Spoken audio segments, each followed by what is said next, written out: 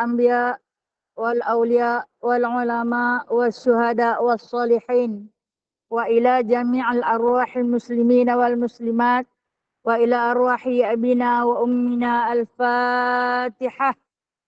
أعوذ بالله من الشيطان الرجيم. بسم الله الرحمن الرحيم. الحمد لله رب العالمين الرحمن الرحيم مالك يوم الدين. إياك نعبد وإياك نستعين. اهدنا الصراط المستقيم صراط الذين أنعمت عليهم غير المغضوب عليهم ولا الضالين.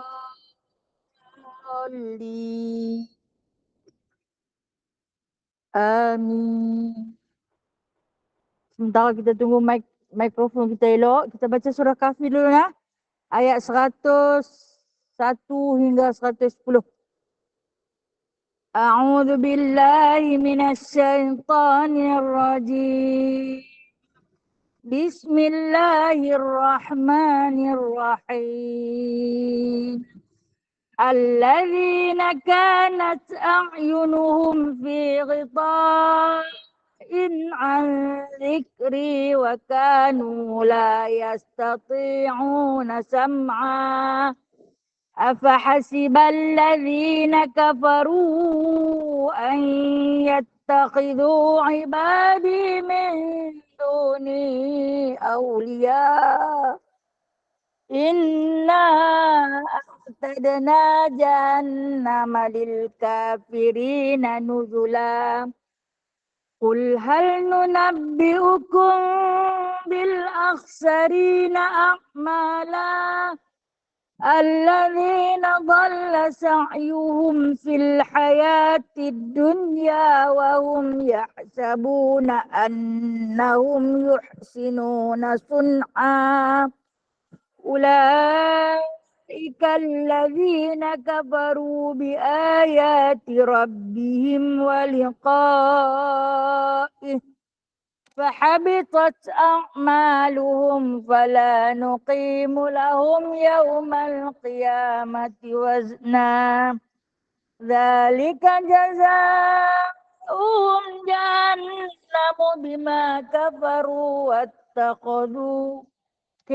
واتخذوا آياتي ورسلي هزوا.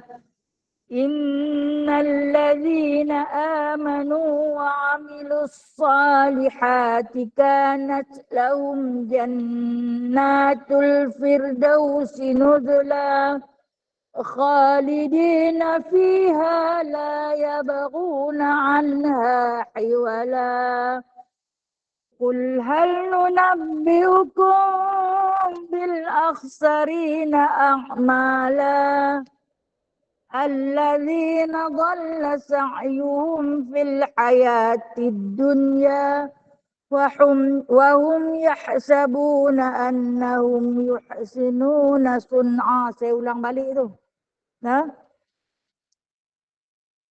أولئك الذين كفروا بآيات ربهم ولقائه فحبطت أعمالهم فلا نقيم لهم يوم القيامة وزنا.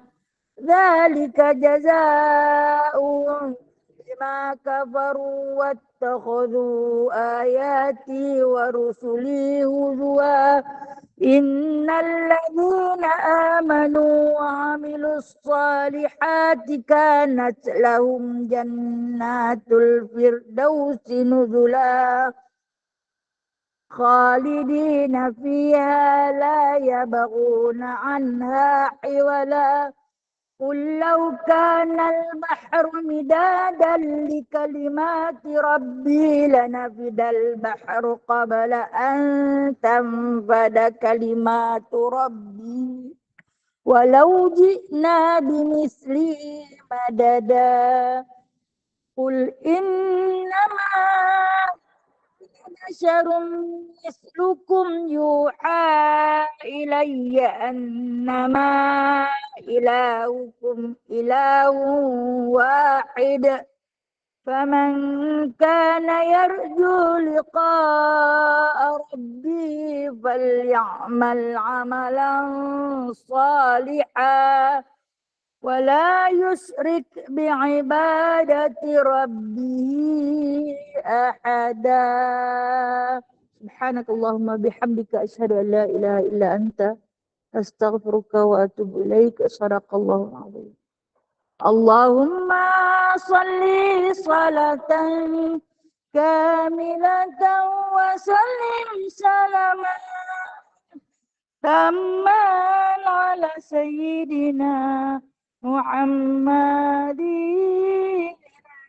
الذي تنحل به العقد وتنفرج به الكرب وتقضى به الحوائج وتنال به الرغائب وحسن الخواتيم استسقى الغمام بوجهه الكريم وعلى آله وصحبه في كل لمحة ونفس بعدد كل معلوم برحمتك يا اللهم صل وسلم على نور الأنوار وسر الأسرار وترياق الأغيار ومفتاح باب اليسار سيدنا ومولانا محمد المختار وأهله الأطهار وأصحابه الأخيار عدد نعم الله وإفضاله. اللهم صل وسلم على سيدنا محمد الفاتح لما أغلق والخاتم. اللهم صل وسلم على سيدنا محمد الفاتح لما أغلق والخاتم لما سبق ناصر الحق بالحق والهادي لما سبق ناصر الحق بالحق والهادي إلى صراطك المستقيم إلى صراطك المستقيم وعلى آله وصحبه حق قدره ومقداره العظيم اللهم صل وسلم. بسم الله الرحمن الرحيم. رب اشرح لي صدري ويسر لي أمري واحلل عقدة من لساني يفقهوا قولي. اللهم صل على سيدنا محمد وعلى آل سيدنا محمد. ربي يسر ولا تعسر ربي تمم بخير يا كريم. سبحانك لا علم لنا إلا ما علمتنا إنك أنت العليم الحكيم إنك أنت السميع العليم إنك أنت التواب الرحيم Amma ba'du faya ibadallah. Wahai sekalian hamba-hamba Allah yang sangat-sangat saya kasihi, yang sangat-sangat baginda Nabi SAW rindui, yang sangat-sangat Allah Maha Pengasih, Allah Maha Penyayang. Alhamdulillah, kita tak pernah berhenti daripada melafazkan rasa syukur kepada Allah atas kenikmatannya. Hari ini sehari lagi usia dipinjamkan, kita dapat menikmati udara, melihat cahaya matahari, seterusnya melalui kehidupan pada hari ini. Bermula dengan pagi ini, kita mencari keberkatan melalui majlis-majlis ilmu. Kita mengatur langkah kita menuju ke rumah Allah, mencari redha Allah, menagih kasih dan cinta daripada Nabi SAW. Alhamdulillah, dipanjangkan usia, dapat kembali lagi kita bertemu, bertaut hati, menyebarkan mahabbah sesama kita, seterusnya mengeratkan silaturahim agar berkekalan hingga ke akhir nanti, insya-Allah taala. Sebelum saya mulakan kuliah kita pada pagi ini, suka saya war-warkan ada 2 majlis di Masjid Al-Qahar yang bakal diadakan, iaitu yang terdekat 14 Mei, hari Ahad ni nah. Majlis Aidilfitri, bukan rumah terbuka, masjid terbuka. Masjid ni sentiasa terbuka kan, dan akan dibukakan lagi dengan beberapa hidangan dan jamuan dengan jamuan Aidilfitri pada 14 hari bulan 5 Ahad ni, insya-Allah, daripada jam 12 tengah hari sampai 6. 3. Agak-agak lah sampai pukul 6. Itu yang pertamanya, dijemput semualah. Dan yang keduanya iaitu pada 22/5, jemputan Al-Fadhil Ustaz Kazim. Ustaz Ilyas Kazim ke Kazim Ilyas? Kazim Ilyas. Ilyas Kazim. Okey. Yang mana dia adalah seorang asatizah yang paling hebat, akan datang berkongsi ilmu dengan kita, maka dijemputlah muslimin dan muslimat untuk sama-sama hadir kepada majlis ilmu yang bakal diadakan di sini nanti nak. Tak perlu jemputan seorang demi seorang, hanya jemputan umum sebab ini dia bersifat ibadah. Baik, seterusnya hari ini insya-Allah kita akan masuk kepada kitab ni, kitab lama, bukan kitab baru. Cuma kita memperbaharui. Ilmu ni ilmu lama, datang daripada baginda SAW, dah lebih 1500 tahun yang lalu. Tetapi kita yang baru belajar ni, jumpa bila pun duk baru situ. Sebab kita selalu lupa. Oleh kerana menyedari sifat kita yang selalu lupa, maka saya ulang. Ni kali ketiga dah nak di sini. Walau bukan di masjid ni, tapi di Pematang lah. Kita ni kali ketiga. Kalau versi lama macam ni. Ni yang lama. Kalau yang baru macam ni. Cantik sikit. Dia ada bunga. Okey. Ada tak yang nak ada kitab ni? Ada tak yang tak ada kitab? Tapi nak? Ada tak? Ada? Apa? Yang tu pun sama. Yang tu tak sama. Yang tu kitab penawar hati ya? Kitab tasawuf ke tu? Yang tu kitab tasawuf, bukan kitab hadis. Yang ni hadis 40. Yang mana dia tulis Khazanah Al-Banjari. Disusun, bukan dikarang. Disusun semula oleh Abu Ali Al-Banjari An-Nadwi, ataupun dengan nama Syekh Ahmad Fahmi Zamzam. Nama dia Ada? Tak. Kalau nak di belakang ada. Siapa yang nak kitab, Ju ada bawa kitab lebih, boleh ambil dekat dia. Tanya harga terus. Harga ada di belakang ni. Murah-murah saja. RM10. 10 ringgit insya-Allah. Ilmu bukan harga. Ilmu bukan harga. Okey, baik. Siapa yang ada kitab ni? Kitab ni lah saya lebih selesa guna kitab lama.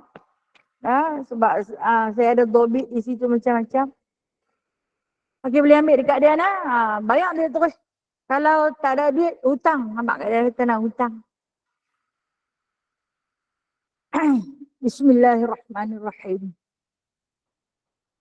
Apabila kita nak baca kitab kuning ni, maka adalah sunnah untuk kita membaca dari kulit ke kulit. Memang adab dan adat. Adab orang menuntut ilmu, bila dia nak baca kitab, dia kena mula daripada muka depan sekali. Tengok muka depan, dia tulis susunan. Makna dia bukan dia karang. Yang karang hadis ni Rasulullah. Rasulullah yang sabda, sahabat yang pandai tulis yang mengarang. Tapi ulama yang bernama Syekh Ahmad Fahmi bin Zamzam ni susun semula hadis tersebut dan dihadiahkan kepada kita talibah, ini penuntut ilmu, untuk beramal dengan kitab ini. Dihadiahkan kepada kita. Kalau kita tengok hadis ni, dia bagi dekat kita 42. Macam biasalah, dia akan bagi Isra 2 kepada kita untuk kita beramal dengan dia. Dia tulis di depan 40. Tapi dia susun 42. Isra dia bagi 2. Hadiah sebagai seorang penuntut ilmu. Yang mana hadis ini, hadis 40 ini dinamakan hadis penawar bagi hati. Syekh Ahmad Fahmi bin Zamzam ini, ataupun gelaran dia Abu Ali Al-Banjari. Dia ada, kalau disebut Al-Banjari, dia adalah keturunan Banjarmasin. Daripada Indonesia. Orang Indonesia. Dan dia ada seorang isteri di Pokok Sena, Kedah. Dia kahwin 4. 3 di Indonesia, 1 ada di Kedah. Anak ramai. Anak ramai. Semua tahfiz Quran. Ramai pun kualiti. Anak ada 18.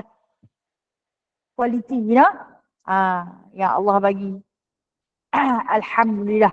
Dan baru saja wafat. Baru saja. Tahun 2020.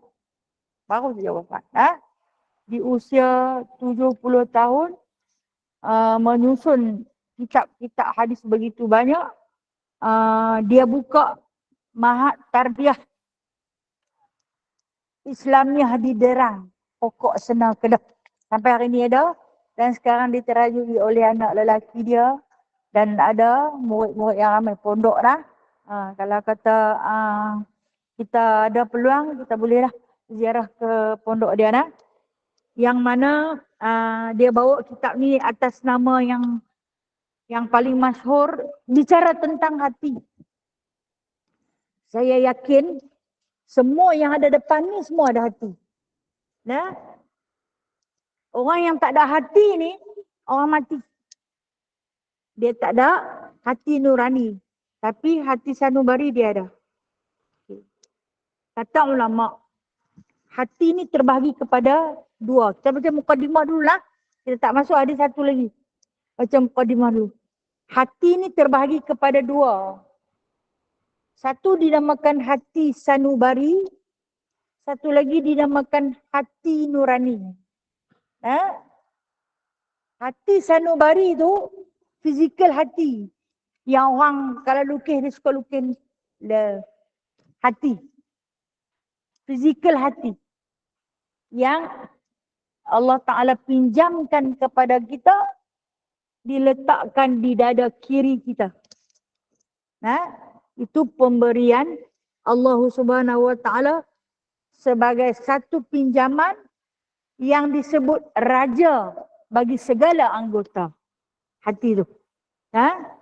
Hati sanubari. Yang kedua, hati nurani pun duduk di dalam hati yang satu tu juga. Tetapi dia tak boleh dilihat. Boleh dirasai. Apa dia? Setiap bisikan baik ataupun bisikan jahat ataupun bisikan kosong, tak ada apa. Itu dipanggil hati nurani. Hebat penciptaan Allah. Satu makhluk yang dinamakan qalbu. Qalbu ni dalam bahasa Arab. Dia adalah kata-kata masdar daripada qaliba. Apa maksud qaliba? Benda yang berbolak-balik. Benda yang selalu berubah-ubah. Itu nama hati. Hati ni dia selalu berubah. Dia tak tetap pada satu pendirian. Mula dia dah kata aku dah ambil keputusan. A tetap A. Mai sat lagi seorang. Hang berani ke?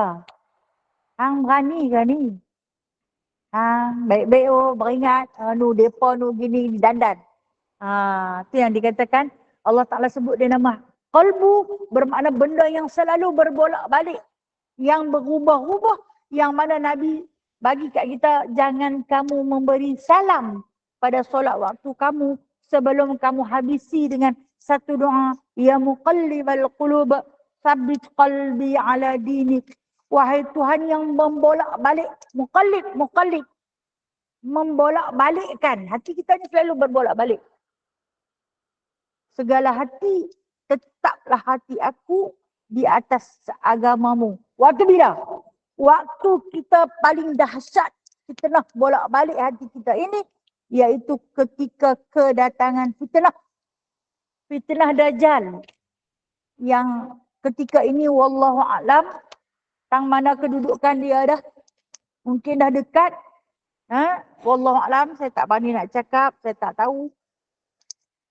Anda dihadir ketika ini, kata Nabi SAW, orang yang paling beriman pun boleh muqallib. Hati dia boleh berbolak-balik. Sebab dia akan bawa mak dengan ayah kita. Bayangkan kita dah lama terpisah dengan ibu dan ayah. Bila tiba-tiba dia bawa, hang ikut jalan aku. Ni mak hang dah ikut. Ayah hang dah ikut. Adik-beradik semua dah ikut. Takkan hang tak mau ikut? Ketika ini dikatakan fitnah yang teramat besar yang akan dibawa oleh Dajjal. Hari ini Dajjal kecil yang tukang bawa. Apa dia Dajjal kecil? Khabar-khabar angin. Yang disampaikan melalui berita-berita yang tak sahih. Handphone tu Dajjal kecil tau. Hang pandai guna dia, maka kamu akan kuasai dia. Kalau hang tak pandai guna dia, dia akan kuasai kamu. Macam hati juga. Macam hati juga. Dan hati ni juga yang bawa kita main ke sini. Hati ni juga yang bawa kita mendengar kuliah agama. Hati ni juga yang bawa kita ke tempat-tempat kebaikan mencari pahala Allah Subhanahu wa taala. Okey, kita nak tengok yang kata hati bolak-balik ni. Kita main ke kuliah. Saya khaskan dululah untuk kuliah. Untuk kuliah kita. Waktu kita nak main ni, semua bawa hati kan? Kau tinggal di rumah. Aku ni badan dia datang ni, hati duk datang mana-mana. Tu cakap-cakap kita hak merepek dah. Aku ni badan je ada. Apa nampak aku ada, tapi hati aku datang mana-mana. Mungkin sanubari dia ronda. Mestilah tak mana sebab dia susah. Dia susah hati, dia ada masalah. Tapi terpaksa dia pergi. Okay? Kan ada cakap-cakap macam tu kan. Jadi waktu kita hadir ke sini, sebenarnya hati kita ni kena ada 5 benda. 5 niat yang baik. Kita main masjid. Antara yang terbaik yang kita perolehi di pintu masjid. Pintu masjid. Para malaikat sedang duduk ramai. Kalau boleh tengok mencatat kehadiran. Sekian orang masuk. Rabbighfir li dhunubi waftah li abwaaba rahmatik. Langkah masuk dengan kaki kanan. Dah dicatat. Dah berebut-rebut malaikat mencatat pahala. Masuk pahala pertama. Pahala kedua. Niat apa? I'tikaf. Di rumah boleh niat i'tikaf? Tak. Tak ada. Dah? Pahala kedua niat i'tikaf. Tak kata apa, berjalan kaki. Langkah berjalan sahaja. Dah ditulis. Setiap satu langkah ditulis 10 kebajikan. Dihapus 10 kejahatan. Baru duduk melangkah. Masuk, tak duduk lagi. Bersiap untuk bersolat. Sunat tahiyatul. Pahala ketiga. Sedang dicatat. Dia dikatakan hati yang bawa kita ni. Itu yang ketiga. Habis selesai bagi salam. Berjabat tangan. Yang ada yang terdekat. Itu yang keempat. Keluar mic. Buka kitab. Duduk menuntut ilmu. Itu yang kelima. Masya Allah. Yang kalau dihitungkan. Bawa 10 kontena pun tak cukup. Pahala punya banyak. Siapa yang bawa ni? Hati yang bawa. Kalau hati tak bawa kita, kita tak sampai. Aku tak ada hati nak mengaji. Betul? Dia buka kitab, duduk mengaji sama. Guna kitab yang sama tapi dia tak ada hati. Hati yang ada hanya apa yang ada? Fizikal hati dia sahaja. Tapi hati nurani dia tak mau mengaji. Dia nganga tengok kosong. Pandangan dia tu tembus-menembus dinding ke dinding. Nampak sampai keluar. Pasal apa? Itu yang kata hati nurani. Dia melangkah keluar terus menerus. Baik. Saya percaya semua kita ada. Dan 5 benda ni kita sedang buat. Baik, kita duduk. Ini yang kelima lah. Kemudian yang keenam. Kita duduk dan bersilaturahim. Kita duduk dan bersilaturahim. Sama-sama kita. Kalau sebelum ni mungkin kita tak kenal keseluruhannya. Tengok hangguk aku. Tetapi bila selalu bersuah wajah. Kita ada silaturahim di situ. Dan silaturahim inilah yang akan kita bawa sampai ke alam barzakh. Kerana silaturahim itu adalah salah satu daripada soalan mungkar dan nakir yang bakal kita jawab di dalam kubur nanti. Iaitu di antaranya persoalan yang ditanya. Siapakah saudara kamu? Apa yang kita nak jawab? Sekalian muslimin dan muslimat. Hang pergi cari tang mana muslimin dan muslimat tu? Di panggung wayang kah? Aku cari di masjid lah yang ada muslimin dan muslimat. Aku cari di tempat-tempat ilmu, di majlis-majlis ilmu adanya muslimin dan muslimat. Tak usah dah duduk di muslimin sangat-sangat kita muslimat. Kan kita hanya bermuslimat sahaja. Itu di antara pahala yang mana Allah SWT letakkan kepada kita dibawa oleh hati nurani. Hati nurani atas bisikan hati. Kalau kerana dia tak bisik kebaikan, maka kita tak boleh datang. Kita tak boleh duduk dekat sini. Mai sini. Buat balik seorang semuka nasi lemak pun dah. Kok dia bagi ayat seorang sebotol, berat dia bagi kat saya je. Kan? Tapi kenapa hadir? Hati nurani. Bisikkan yang baik. Nak menuntut pahala dan redha daripada Allah Subhanahu wa ta'ala. Itu hati. Yang dia kata dia tu raja. Bila dia perintah kepada kita, seluruh anggota kenapi. Tak larat dah, sakit kaki, duduk lama tak boleh. Bersila lama tak boleh. Belunjuk. Belunjuk pun malu kat orang. Orang semua bersila, aku belunjuk. Bertimpuh lagi tak boleh. Duduk atas kerusi, dia persediakan kerusi. Kerusi pun tak boleh kebah, duduk atas kerusi kebah. Duduk di bawah tak kena hingga tak kena. Tapi bisikkan nurani. bawa mai. Itu yang disebut nurani. Jadi di antara hati sanubari dan hati nurani, mana peranan lagi penting? Dua-dua lah. Kedua-duanya. Nah, kita perlu. Kedua-duanya wajib ada dalam diri kita. Okey. Kita tengok mukadimah dia. Nah. Kita baca sekali lalu ya mukadimah dia. Hati manusia adalah tempat pandangan Allah Subhanahu wa taala. Ia merupakan tapak semaian iman, tempat bertunas dan bercambah ke seluruh anggota badan dalam bentuk amalan yang merupakan bunga atau buah daripada apa yang telah tertanam di dalam hati. Ini dikatakan ya, hati manusia ni adalah tempat jatuh pandangan Allah. Allah Ta'ala takkan pandang daripada mana keturunan kamu. Allah Ta'ala tak pernah memandang apa jawatan kamu, di mana kedudukan kamu, rupa parah kamu, harta benda kamu. Allah Ta'ala tak pernah pandang pada rupa paras kamu. Cantikkah kamu, besakkah kecilkah kamu, hitamkah putihkah kamu. Allah Ta'ala tak pandang. Sebab semua tu dia yang buat. Tetapi Allah pandang pada hati kamu, pada kualiti hati. Sebab tu bila dalam memberi sedekah, biasanya kita manusia biasa akan memandang pada kualiti pemberian seseorang tu. Dia tu dia bagi banyak. Kau ni dia kedekut sikit, kalau dah dapat duit dia payah, tapi selalu memberi yang sedikit. Baik, di sisi Allah Subhanahu Wa Taala dia tak pernah memandang pada kuantiti benda yang diberi, tetapi dia pandang pada kualiti hati. Itu seikhlasnya. Itu yang dia mampu, yang dia ada.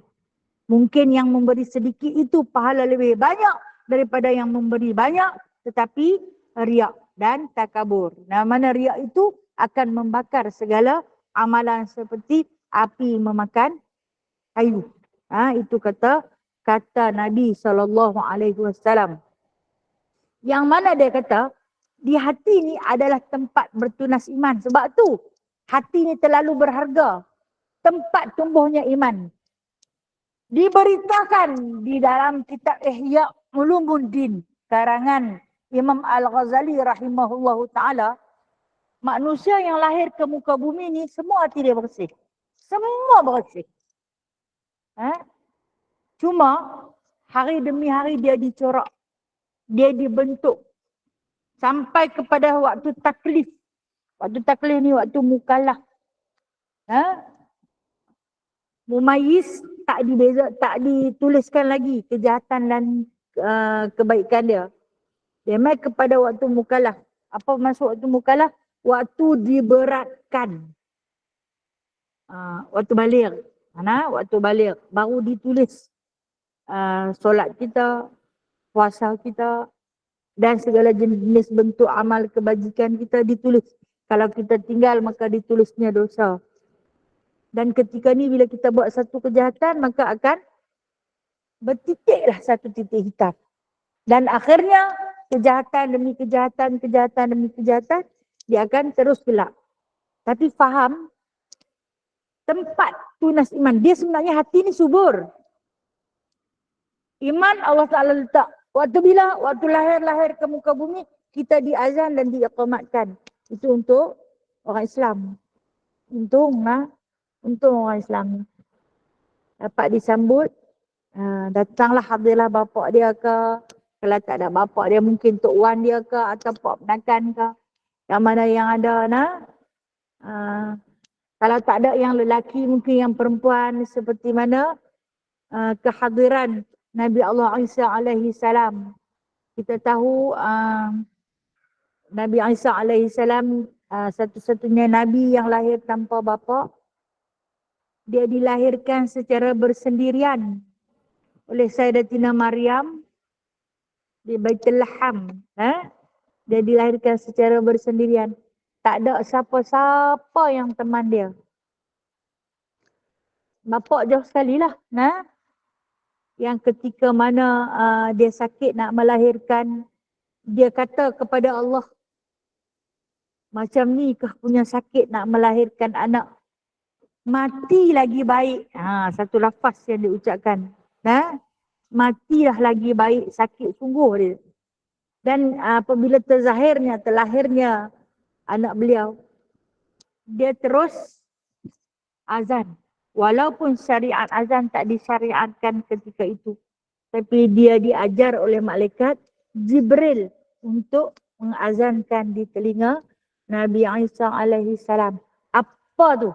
Itu adalah benih iman yang ditanam dalam hati yang masih bersih, yang belum bertitik walau sedikit pun noda kejahatan, lalu ditanam. Baik, saya yakin kita yang ada dalam ni semua dilahirkan. Betul tak? Tak. Mai daripada anak bulu betung.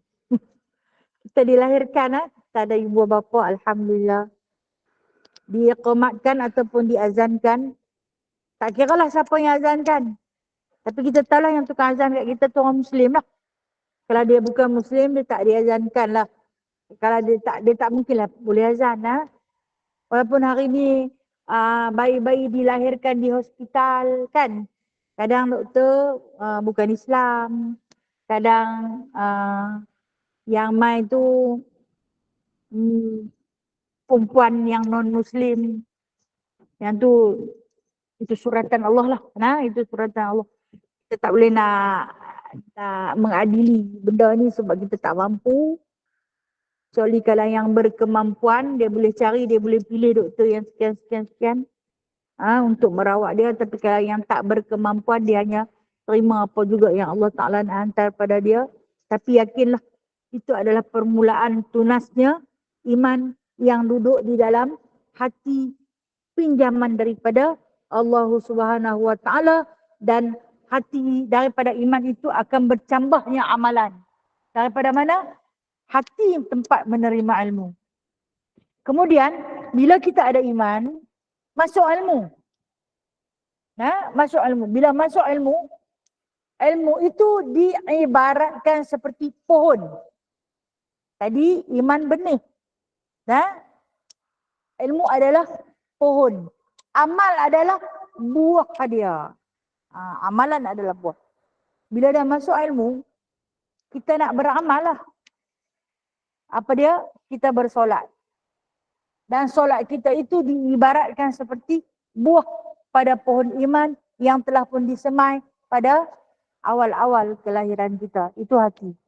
Dan kata lagi, hati manusia adalah tempat dipilih oleh Allah Subhanahu Wa Taala sebagai wadah ataupun bekas kepada fitrah, akal dan hikmah. Oleh itu hati sanubari adalah sentiasa jujur dan benar walaupun terkadang mulut pandai berbohong dan tangan berani mengambil sesuatu yang haram. Hati ni yang tak boleh bohong dia.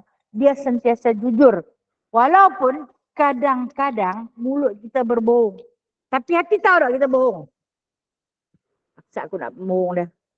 Kita mulut cakap. Hati lain. Hati kata hang duk bohong dia. Bang aku bohong pun.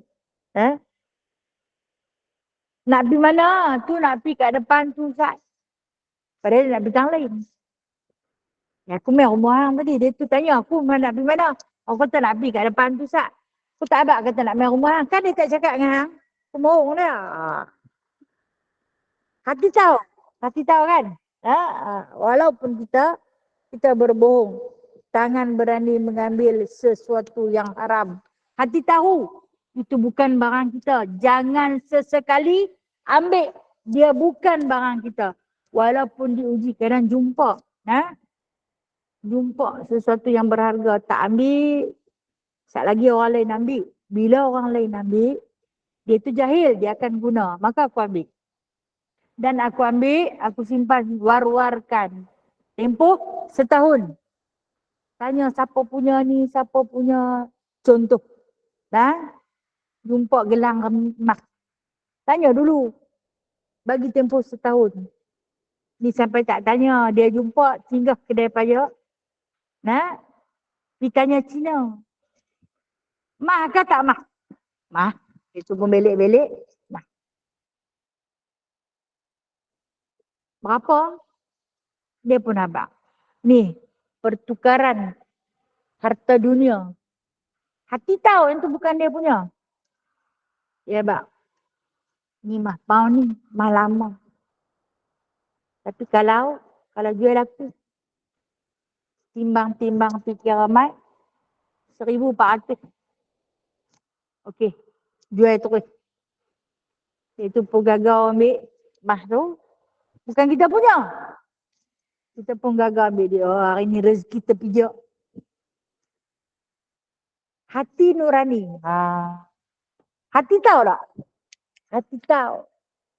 Sekejap lagi aku nak pergi belanja mereka tu. Aku nak belanja dia pun seronok kawan-kawan makan duit belanja. Haram tak? Haram. Tapi kawan dia tak haram lah. Dia tak tahu. Tapi kalau tahu, aku kemarin jumpa gelang mah. Jual. Ni aku belanja apa? Baguslah kalau jumpa selalu belanjakan ni. Haram yang makan tu.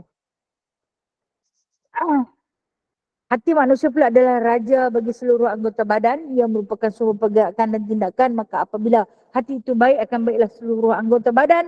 Dan apabila hati itu rosak, maka rosaklah seluruh anggota badan. Seperti yang disabdakan oleh Rasulullah SAW dalam sebuah hadis yang berbunyi, Ala wa inna fil jasadi mudghah. Idza salahal jasadu kulluh. Wa idza jasadu kulluh. Ala wa hiyal qalb.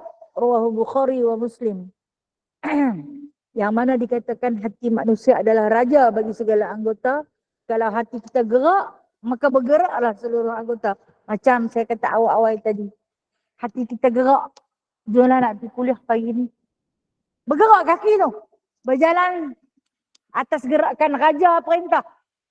Kita bila nak pergi kuliah, bila ada kuliah apa yang kita buat? Pagi tu kena awal sikit.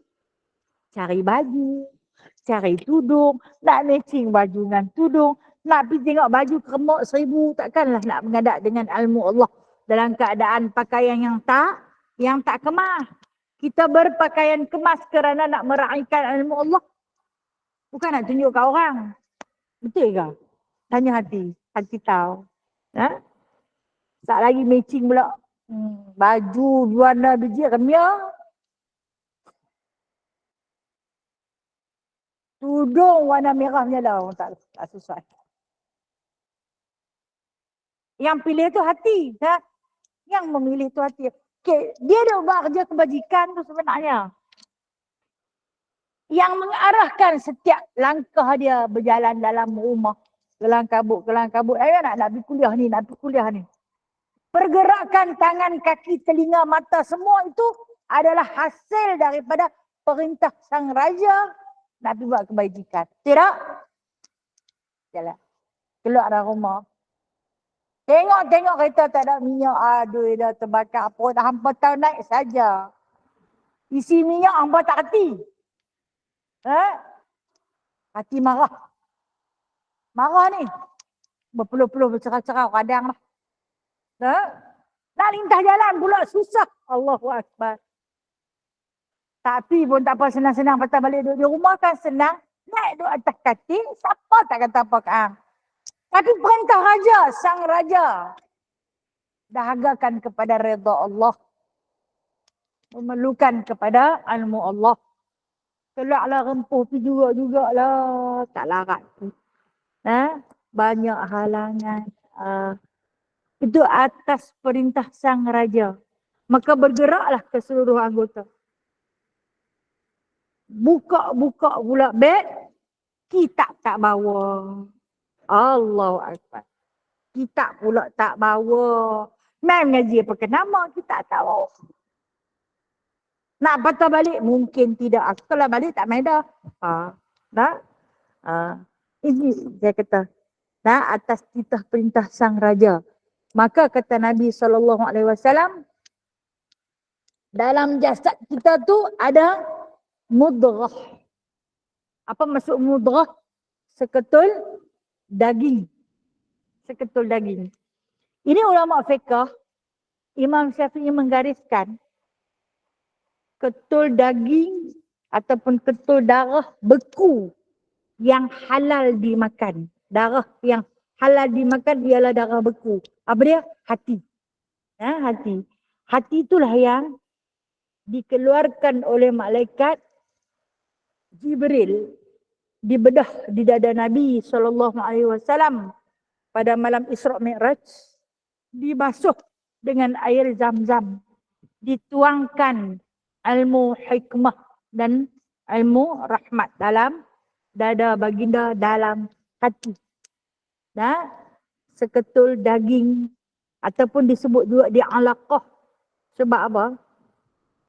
Asal-asal kejadian manusia, kita bersenyawa di dalam rahim kita, dialah makhluk pertama yang Allah Ta'ala jadikan, dia berdenyut.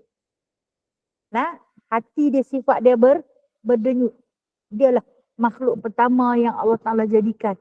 Daripada setitis mani, berdenyutnya dia. Dia nak naik besar. Maka disarunglah dengan daging, tulang, kulitnya ada. Hebat penciptaan Allah pada makhluk yang bernama hati. Nah, idza salahat, kalau baiklah hati tu, kalau baiklah daging tu, kata Nabi SAW, salahat jasadu kullu, maka baiklah jasad. Kalau hati dia baik, jasad dia pun baik, mulut dia pun baik, mulut lidah.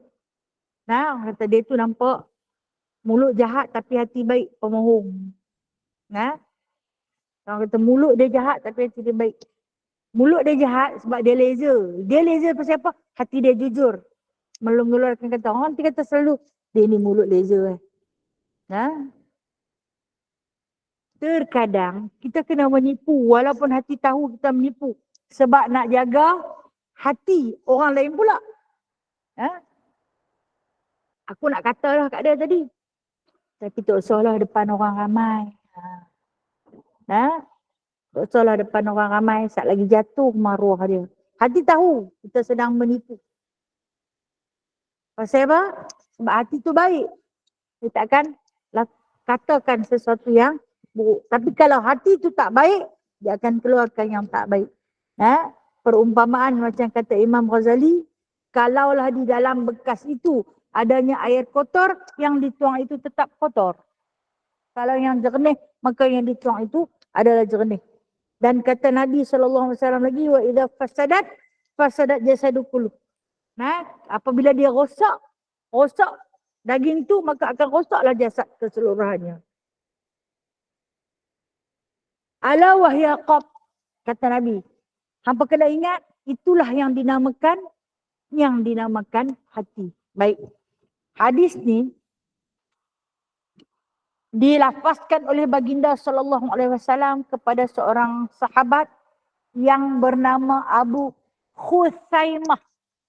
Kod nak tulis. Khusaimah, kalau nak tulis dalam tulisan Arab dia, Kh, Sa, Ya, Mim, Ha. Khusaimah.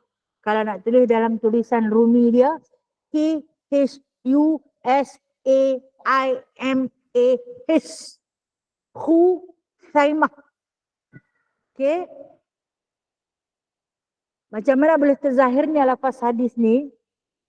Serta Abu Khusaimah ni, dia ni kahwin dah lama tak ada anak. Selepas beberapa tahun Allah Ta'ala kurniakan kepada dia seorang anak lelaki yang cukup comel. Dapat anak yang comel saya. Seronok lah, kan orang dah tunggu lama dah tak ada. Dia dapat, seronok. Dalam tempoh 8 bulan, anak kalau umur 8 bulan ni dia dah pandai dah. Dia pandai bagi tindak bala. Pandai main sikit-sikit. Seronok lah dia ni, seronok. Tiba satu seruan jihad fisabilillah. Perang Uhud. Kita tahu dalam sejarah Islam merakamkan perang yang paling besar yang dihadapi oleh baginda SAW bersama dengan tentera muslimin adalah perang Uhud. Walaupun Khandak lagi besar. Tapi Uhud ini sebab orang Islam belum lagi lengkap. Belum lagi lengkap ke senjata dan juga pakaian serta kenderaan. Rasulullah pun jemput untuk berjihad. Panggil semua suruh keluar berjihad. Berjihad fisabilillah. Dia ni pandang dekat anak yang baru lahir lah. 8 bulan saya kata tadi. Isteri tanya, Dalam bahasa kita, abang mati ke? Nak kena pi kata Rasulullah dah panggil. Nak kena pi. Tak kesian ke kat kami? Okey. Rayuan perempuan ni dahsyat tau. Ini memang dia nak pilah seruan jihad. Lepas tu dia kata kena pi. Nak pi juga. Nah. Nak pergi kat mana? Nak pergi dekat Uhud. Tak jauh nah. Daripada kota Madinah tu ke Uhud ni dalam beberapa kilometer, tak jauh sangat. Nah. Lalu ni ada di perjalanan kaki ke lagi. Lepas tu, tapi Rasulullah mungkin akan ambil jalan jauh. Nah, Rasulullah akan ambil jalan jauh. So dia kata tak jauh, biarlah bagi Rasulullah pergi dulu. So dia kata tak. Dia kata betul juga dia kata. Bagi Rasulullah pergi dulu. Lepas beberapa hari baru kita pergi. Dia kata dia nak pergi. Dia nak bagi Rasulullah pergi. Hari nak keluar tu Rasulullah panggil semua lah. Bila dah susun semua tentera Islam. Rasulullah tak, Abu Khusaimah tak ada. Nah, Abu Khusaimah ni dia di antara sahabat pemanah. Sahabat pemanah. Rasulullah tanya mana Abu Khusaimah. Sahabat kata, ada seorang lain kata, dia kata kita pergi dulu nanti dia main. Lebih kurang bahasa macam tu lah. Lebih pun tak cakap lah macam saya cakap ni, saya nak bagi faham je. Pergi dulu nanti dia main. Okay, baik. Dia tahu Rasulullah dah berjalan. Dia duduk di rumah lagi lah. Dia pergi solat di Masjid Nabawi. Memang tak ramai habis pakai keluar. Tinggal ada yang Rasulullah suruh tunggu je. Di antara yang Rasulullah suruh tunggu di masjid itu orang-orang lelaki tua untuk mengimarahkan masjid. Jangan tinggal orang perempuan perhabis dan kanak-kanak perhabis. Jadi dia pergi sembahyang. Hati ni, hati yang kata hati berbolak balik tu. Nah? Rasa macam serba salah pula. Tapi rasa macam rugi. Nak pergi rasa sayang nak tinggal. Lepas tu dia balik main ke rumah. Balik. Yang isteri ni, kalau boleh tak mau bagi dia pergi. Isteri tu masak bagi sedap-sedap. Hias rumah bagi sejuk, mata memandang. Bersolek bagi cantik-cantik. Nak goda suami dia. Jadi Abu Khusaimah ni masuk dalam rumah. Bau makanan harum, sedap. Lepas tu, tengok hamparan sarir. Tempat tidur hari tu, dia salin bagi terbaik. Dia pun bersolek cantik. Dia pun bila masuk, dia kata, hang buat apa ni? Dia tanya kepada isteri dia. Kan Rasulullah kata, sambut suami dengan penuh kegembiraan. Tapi tak kena gaya tak? Tak kena gaya. Lepas tu, dia hidangkan air. Dia bagi tahu nak, maskup air yang dah disejukkan. Zaman dulu dia pun tak ada peti air. Kita lah ni tak ada peti air. No? Air panas boleh disejukkan. Jadi dia sejukkan air tu daripada malam. Dia embunkan. Dia nak bagi suami tu minum. Istirahat. Jadi bila dia mengadap. Dia mengadap dengan makanan dan minuman. Dihidangkan di tepi sarir. Sarir ni katil, hamparan tidur. Hilam. Dia letak punggung dia di atas sarir tu, di atas hamparan tu. Tiba-tiba hati dia ingat dekat Rasulullah. Dia mengadap dengan makanan yang sedap.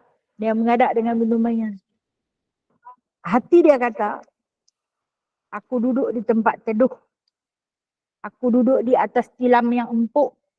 Aku mengadap dengan makanan yang enak dan minuman yang sejuk.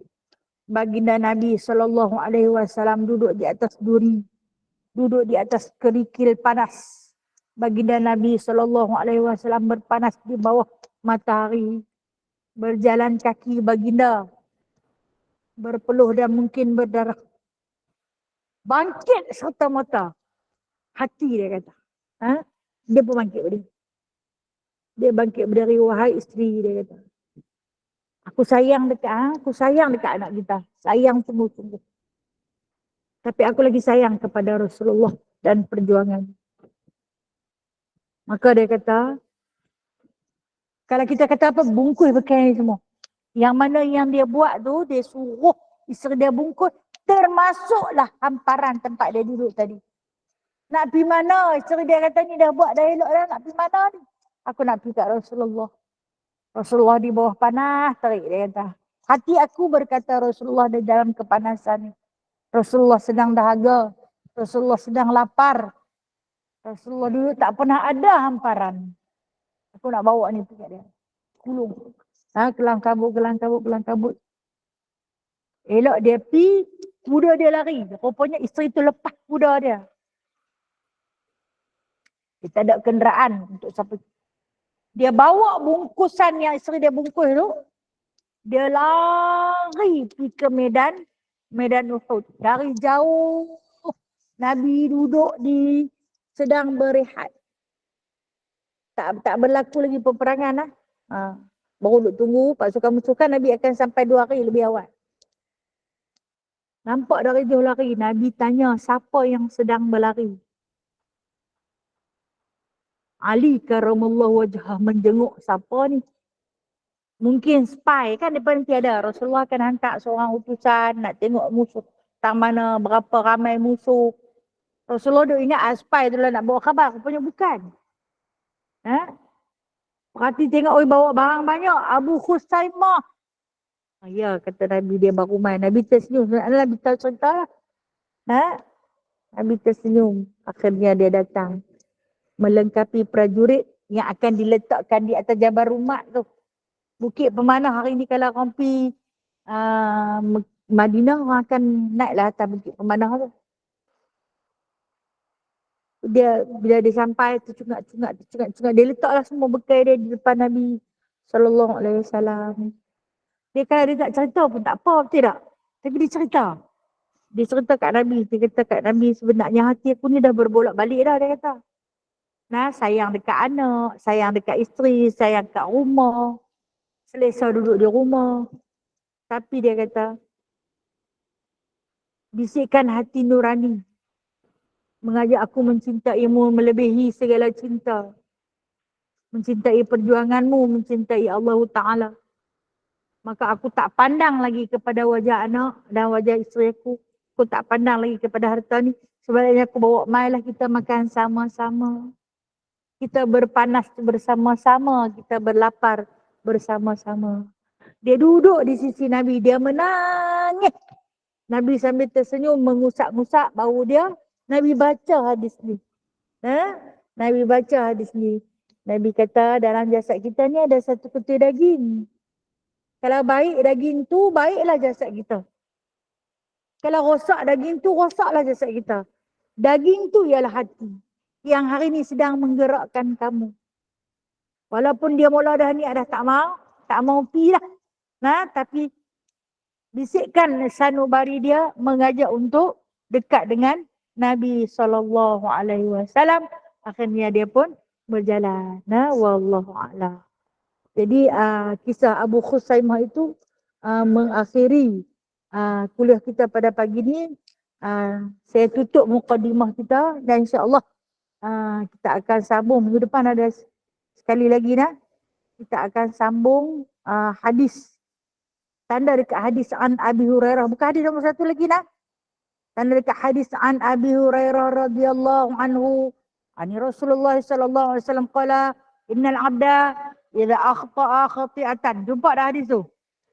Saya tengok kita ni. Muka surat 8. Muka surat 8. Tanda dekat situ tulis hari bulan. Kalau tak tulis hari bulan, hilang ingatan.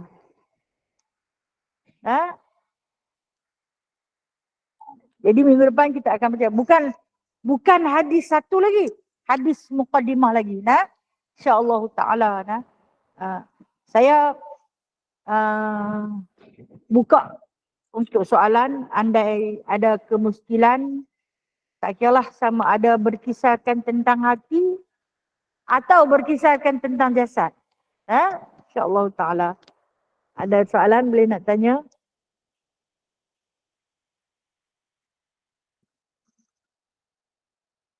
Ya.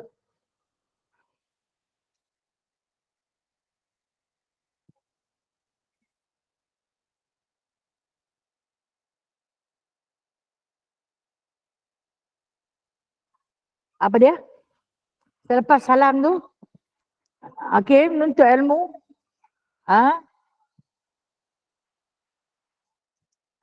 Itu hak yang menuntut ilmu dapat tak?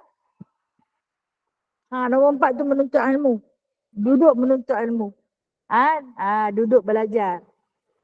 Sama-sama. Ada soalan lain?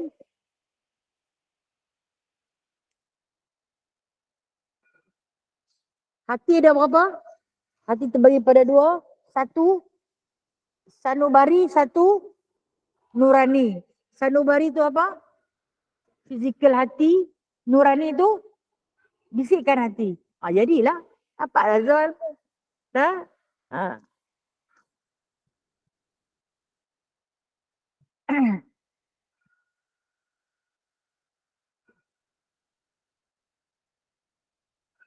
Okey, ada sahabat Google Meet ada soalan? Soalan tentang hati. Bicara tentang hati. Hati ni cerita banyak nah. Ya. Nurani.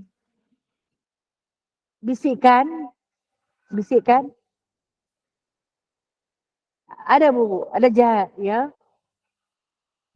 Dia pun nurani. Yang kosong ni maksud dia tak ingat apa, pandang yang akan tertembus-menembus. Kan ada kan orang macam tu. Macam ni tak ada apa. Ada orang yang macam tu.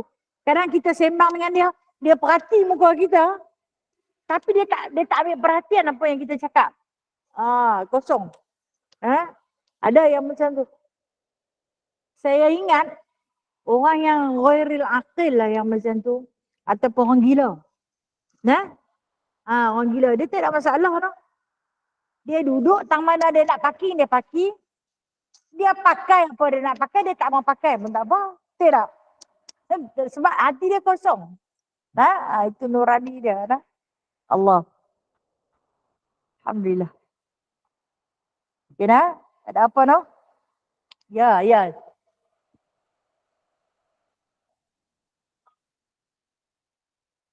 Anak tiri. Anak tiri tu antara ibu dengan anak tiri. Jadi bermakna anak lelaki. Okey, baik. Terima kasih, Mak tiri lah. Tidak, mak tiri dengan anak tiri. Okey. Aurat dia macam anak sendiri. Dia boleh buka aurat dia kecuali pusat dengan lutut. Dia jadi jaga. Dan dia boleh sentuh anak tiri lelaki tu tak batal wuduk. Selama mana? Selama-lamanya. Walaupun suami dah mati, maksud bapak si budak tu dah meninggal, hubungan tiri dia takkan putus. Dia boleh sentuh. Tak batal wuduk. Dan aurat dia boleh buka. Tapi pusat hingga lutut kena jaga. Okey. Ya. Okey. Terima kasih. Mak tiri dia sakit. Boleh dah anak tiri tu nak salin, lampin pakai buang dia tu. Boleh. Itu keadaan darurat. Jangan. Lebih baiklah kalau bagi yang perempuan. Yang terbaik tu bagi yang perempuan. Tapi kadang ada perempuan tak larat nak angkat. Yang terbaik ni, urusan ni bagi yang perempuan. Sebab dia melibatkan kemaluan. Tapi kalau kata perempuan tak boleh nak buat, dia bagi lelaki. Bolehlah. Nah, sebab yang tu di antara yang disebut mahram dia, yang haram dia nikahi. Jadi aurat di antara ibu tiri dengan anak lelaki tiri memang tak ada aurat macam anak kandung sendiri. Wallahualam. Apa dia? Cucu tiri. Cucu.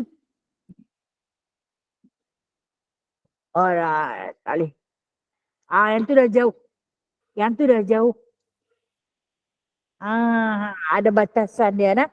Batasan dia macam dengan yang bukan haram lah. Nah. Sebab dia dah jauh dah dengan kita. Ya. Kecil tak apa. Tak apa. Kecil tak apa lagi. Kita boleh sentuh macam besar-besar ni. Tak apa macam takat lagi 1, 2, 3. Saya dulu confuse jugalah. Nah. Jangan sampai dia ada rasa. Kita ajak mengaji kan. Dia main mengaji dekat kita. Lepas dia sadaqallahul azim tu dia nak salam. Kita tengok jangan sampai dia ada rasa. Rasa apa? Rasa malu. Bermakna dia ada rasa sesuatu. Masa tu haram. Kita bersalam dengan dia. Lagi dia tak ada apa duk main suruh tangan nak salam tu. Masa tak apa lagi. Ya? Sampai kita berasa hang ni dah jadi bapa kandung dah. Okay, mungkinlah dalam umur 10-11 tahun lah. Itu di antara peringkat lelaki yang tak boleh. Jadi lagi jadi kanak-kanak boleh lagi nak. Masih boleh sentuh dia.